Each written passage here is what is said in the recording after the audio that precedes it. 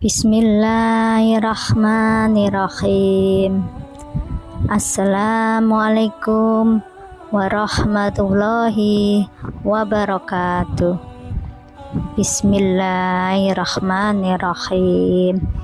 Alhamdulillahilladzi an'amana. Sahabat beriman yang dirahmati Allah Subhanahu wa Ta'ala, syukur alhamdulillah kita bisa berjumpa lagi di channel Inspirasi Islam dan Keutamaan dalam Beramal. Sholawat dan salam tetap tercurah limpahkan kepada junjungan Nabi besar kita, Nabi Muhammad Sallallahu Alaihi Wasallam. Allahumma sholli ala Sayyidina Muhammad wa ala ali Sayyidina Muhammad.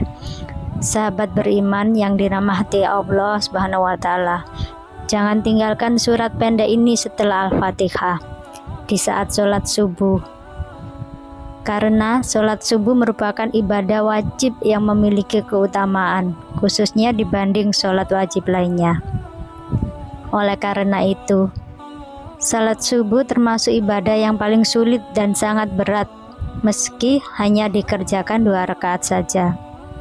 Namun, sebagian orang lebih memilih untuk menarik selimut dan melanjutkan tidur nyenyaknya. Apalagi waktu subuh yang sejuk dan menenangkan membuat sejumlah orang tergoda untuk tidak bangun dari tidurnya.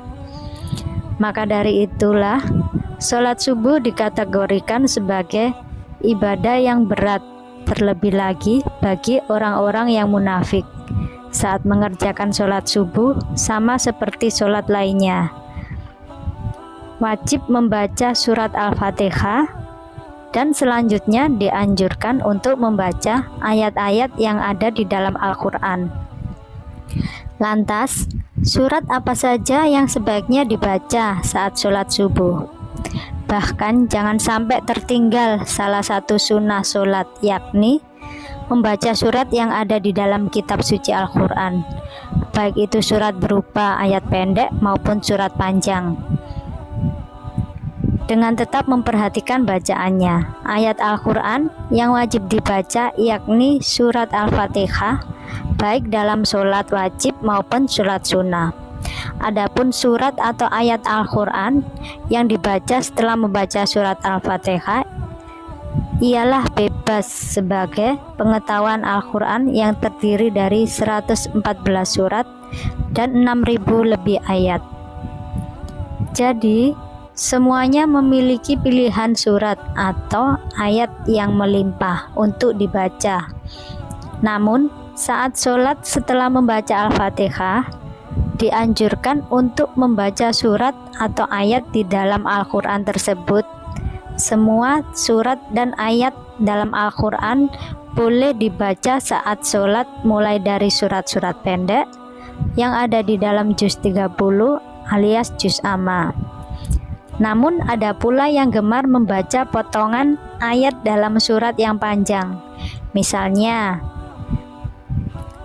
ada yang membaca surat disesuaikan dengan situasi dan kondisi. Misal bulan Ramadan, saat situasi dalam perjalanan, dan sebagainya.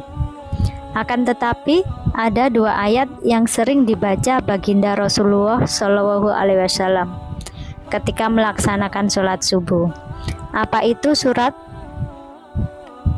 Dari Qutbah bin Malik, beliau pernah berkata, ia pernah sholat subuh bersama Nabi Shallallahu Alaihi Wasallam. Pada rakaat pertama, beliau membaca surat Qaf ayat 10 yang artinya, dalam pohon kurma yang tinggi-tinggi yang mempunyai mayang yang bersusun-susun. Hadis riwayat Muslim.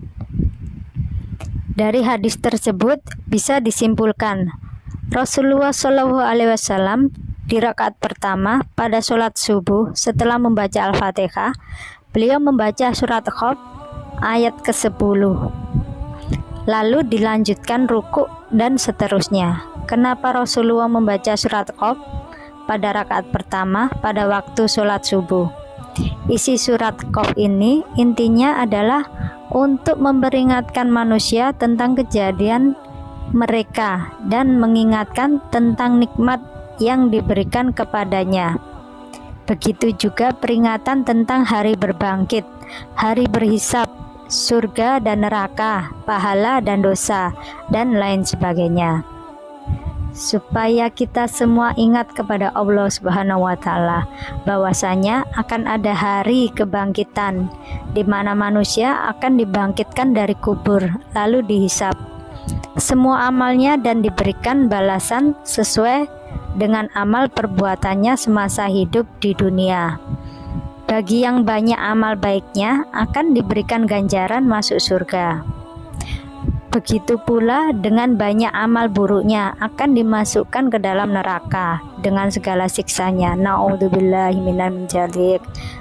Lalu pada rakaat kedua, apa yang dibaca Rasulullah?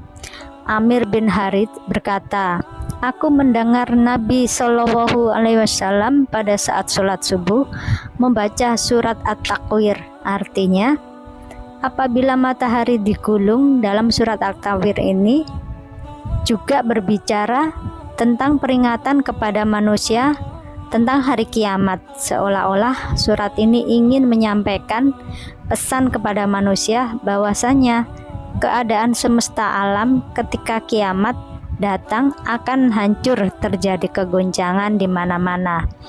Matahari akan digulung sehingga alam semesta gelap gulita. Dan manusia tidak dapat mengelak dari pengadilan Allah tentang amal perbuatan yang dikerjakan semasa hidup di dunia. Apa keutamaan membaca surat At-Takwir pada rakaat kedua?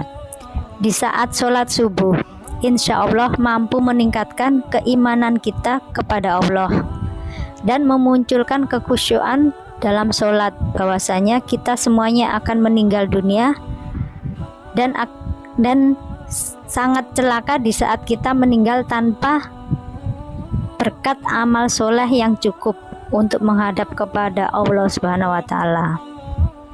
Bacalah dua surat ini saat mengerjakan sholat subuh dan pahami maknanya dengan baik. Insya Allah kita akan menjadi manusia yang senantiasa selalu ingat kepada Allah Subhanahu wa Ta'ala, selalu bersyukur dan sangat takut untuk melakukan perbuatan dosa. Semoga Allah Subhanahu wa Ta'ala selalu menjaga iman dan Islam kita. Amin. Allahumma amin. Demikianlah kajian yang bisa saya sampaikan pada kesempatan kali ini. Semoga bermanfaat dan bisa menjadi wasilah bagi kita semua, khususnya para kaum muslimin dan muslimah. Jagalah sholat subuh kita, karena sholat subuh merupakan sholat yang paling istimewa di antara sholat-sholat lainnya. Akhirul kalam, wassalamualaikum warahmatullahi wabarakatuh.